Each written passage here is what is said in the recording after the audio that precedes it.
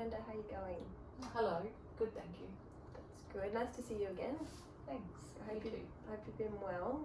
Welcome back to counselling. Thank you. So my name is Sienna and I'll be your counsellor today. So just before we start, I want to take care of a little bit of housekeeping. So around privacy and confidentiality and note taking. Right. Do you know much about the policies on these? No, I do not. Alright, so basically confidentiality outlines the legal provisions as for me as a counsellor. So everything that you say to me is kept strictly between us. Nothing leaves this room. Right. There are a few reasons as to why I would need to break this confidentiality, and that's if there is a risk of harm to yourself or another person. Right. If the court needs your case notes for any reason, and if my supervisor wishes to kind of gain some clarity on the service that I'm providing and help me work through that and better my my service, basically. Is that okay? Is that something that you're comfortable with? Yeah, that's fine. Yeah. Awesome. So I also like to take notes throughout my session. So if that's something that you're comfortable with, I do keep them in a locked cabinet as well for 7 years.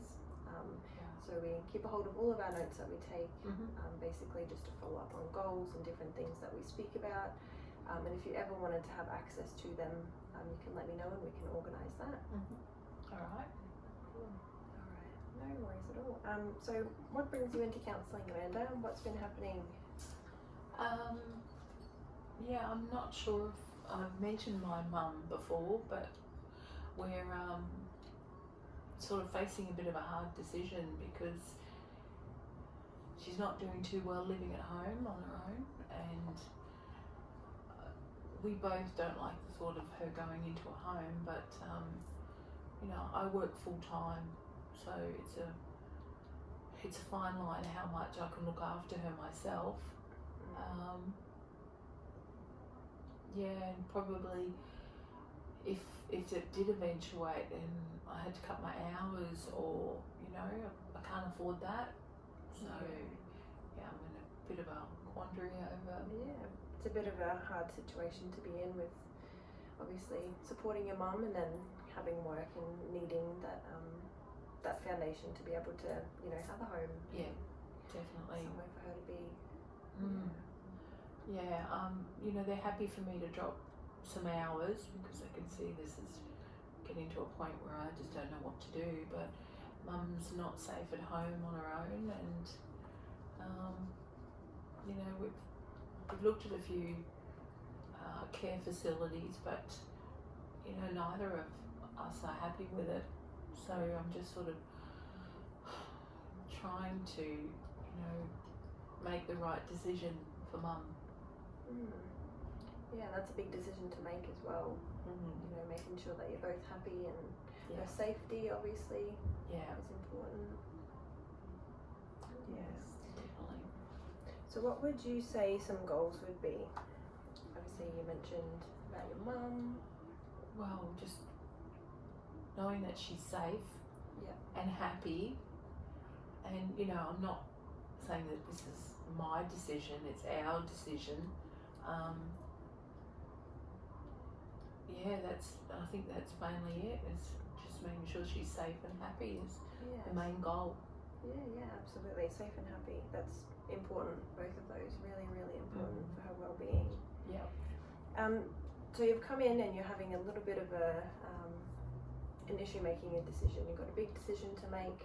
I do want to propose to you a decision-making model that I think might be able to help you a little bit in today's session to, you know, even give you a little bit of clarity. Yeah. We're not trying to, you know, make you have a walk out of here with a clear decision or anything like that, but just some kind of direction and little steps forward is what we're after. Yeah. So this decision-making model is basically, I'll give you this one here.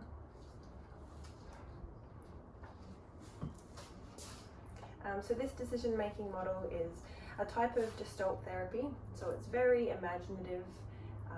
It gets you to be quite creative, and it's great for clients that are feeling stuck as well. So basically the client might consider them I'll get you to consider yourself separate from the self that's experiencing this decision, this problem that you're experiencing. Yeah. And I want you to kind of take yourself away from that, kind of like an outsider, like an all-knowing guru that has all of the answers, and giving yourself that advice of what you should do next. So that's what we'll run through. Is that something that you're comfortable with? Yeah, that sounds interesting. Awesome. So I want you to imagine that you are this all-knowing guru, that you're taking yourself, that you're kind of looking at yourself from a distance, and someone that's experiencing the same problems you are, the same, decision that you have to make with your mum, and obviously work and the financial, and obviously making sure your mum's happy, all of that encompasses your big decision. What's some advice that you might give to someone in the same position as yourself?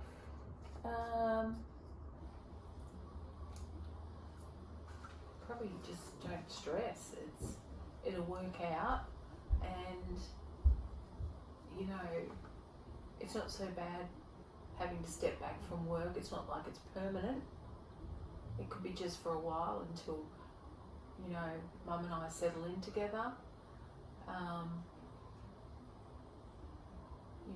Another thought would be to look further away for care facilities, because we're not happy with the ones here. But we both sort of like the idea of her moving in. So a friend mentioned getting a support worker in. That's something that is feasible. Yeah, so consider that an option to achieve the goals that we mentioned, your mum being happy and safe. Yeah, and if we did get some support in place, then I wouldn't need to drop my hours as well. So that's a big bonus. Yeah. So you're feeling like getting your mum some support might help you in the home. You might need to drop some hours initially, but you might be able to get back to that balance when she has that support for herself. Yeah, I think that would work actually. Yeah, definitely. Yeah, because we're not keen on a home, because she's quite, she plays darts. Does she? Sorry, I'm only laughing because she thinks she's the champion, but it's not really. But anyway. Yeah. That's nice that she's got a hobby, something that she really enjoys.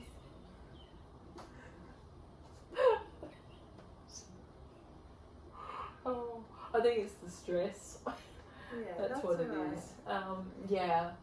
So yeah, she does have a very busy life, but and I don't want to see that change, and it's miserable in some of those old people's home that just so happiness and safety. Yeah. And obviously you've got a good connection with your mum as well. Yeah. Your relationship's really nice by the sounds of what you've mentioned, so I'm sure that's important for both of you to Definitely, yes. Yeah, beautiful.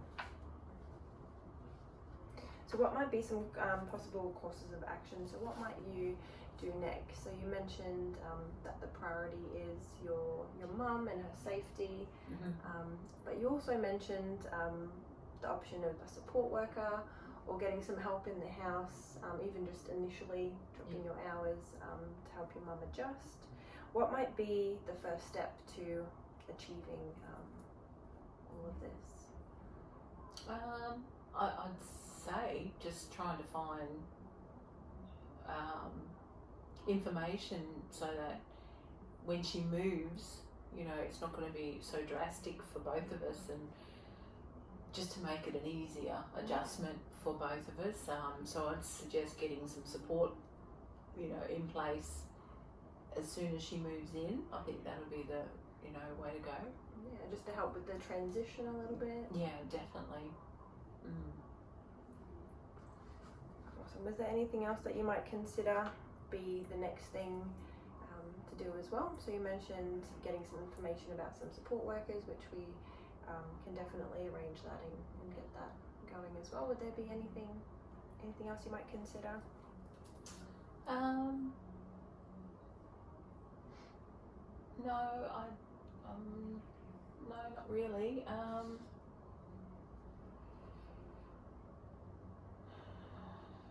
Yeah, I suppose I should speak to work and let them know what's going on, just to, make sure that they're on board with me dropping hours as well. And I think rally mum's friends around her as well, just to, and just talk to them as well to make sure, because none of them are in homes at all. They're a couple of years younger, so. But yeah, I think that'll be something that I should look at doing as well. Yeah, so some conversations to be had, maybe. Yeah. Awesome. Perfect. So we've got a little bit of an action plan. You've mentioned your goals as well. Obviously, your mum being safe and happy and healthy, and then some actions that we can work towards this. And you explored some of your options with, getting a support worker in a little bit for a couple of hours a week, even. Yes. Lessening your hours, so you can just help the initial settling in of your mum in your home. So I think that's really, really great, and you've done really well coming to that as well. Thank you. Yes, this was the guru strategy is very good. Makes you think outside. Yeah, it just kind of takes you away from, just dwelling in our own problems sometimes. And kind of like giving advice to a friend, where it's definitely easier to do that than to give ourselves advice sometimes. Yes, I agree. I've been getting, like, the quicker I swim, I'm just not getting anywhere, and to actually have the clarity and know that I can make a decision and go and talk to mum and talk to her friends and get this happening. Yeah. Very I good. want to acknowledge that as well. Your determination, your care, your strength showing up here. Thank you. Yeah, that's really got to admire that as well. And creating positive change. Supporting your mum might not be easy, but doing a great job. Thank you. Yeah, so we'll get ahead on those referrals as well. So the social work and the support worker. I'll reach out to some community service organisations and get some information. Yep. And then we'll be in contact as well. Yep, sounds good. About that. And if there's anything else that you would like as well, please just let me know, and we can keep in contact. And if you wanted to come back again soon, we can arrange. Yeah, sounds good. Yeah, I like that. Alright. Alright. Thank you for today, Amanda. You've done really, really well. And we've got some answers and some clarity moving forward, and some actionable steps which we can work through. Yeah, very good. Thank you for your time. That's alright. Take care, and we will chat soon. Thank you. Okay, bye.